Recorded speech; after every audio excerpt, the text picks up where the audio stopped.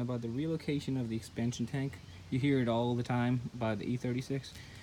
See, the main reason of doing that is if you replacing the radiator with an aftermarket one and your shroud will never fit, so it will sit weird, and then eventually the blade will hit it or hit one of the hoses that run through it, and then you'll have a major problem like the one I had.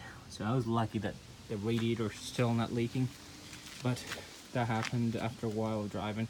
Emmy was a little bit stubborn not to not to really remove this and relocate it. So why it's looking like this, it doesn't look good. First of all, that's one of the spots that you may really find good.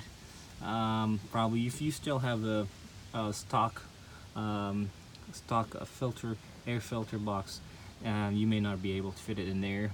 So in my case, I got a cold air intake, so I can get it fit in here.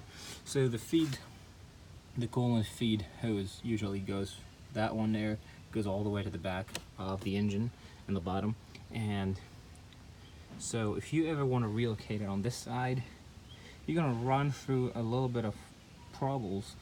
Like if you have the tank here, you want to keep that feed, coolant feed from the tank to the engine or the coolant system going below the level. So if you run the hose, this same hose, you cannot run it on top from the back.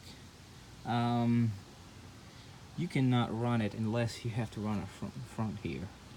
The only way is to run it low from the front through here, around there, and this is gonna be a struggle, real struggle. The other option is to run it through the back, also big struggle. So I figured it's the best options to keep it there. I really wanted to fit it in here. It will definitely fit in here, but it's gonna block the air intake.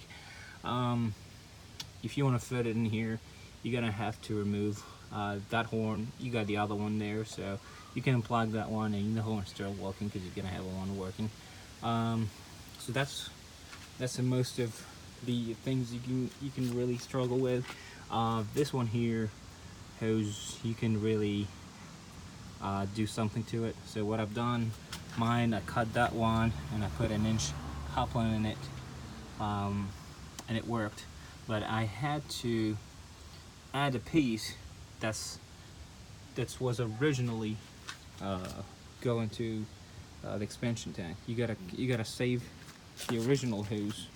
This hose, you gotta have to really save it, because the end piece had a bent in it, and also that it's wider at the end. That's made from the factory like that. It will definitely fit your expansion tank very, very well. So the other option is like having it like buy a different kind, probably a square one or something that can fit very good at that end. That'd be perfect. Even that one may fit, it will definitely fit there, but I don't really want to run new hoses here all around the car, and the longer the hoses are, the more damage you may have and more possible causes of leaking, especially if you're going to drift your car or anything like that. Well, hope that this video gave you an overview, a good idea about how to really relocate the thing, and why I did it that way. That doesn't really look good.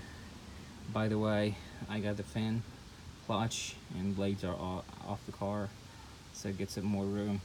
And you could tell when you remove that shroud, you get a lot of room.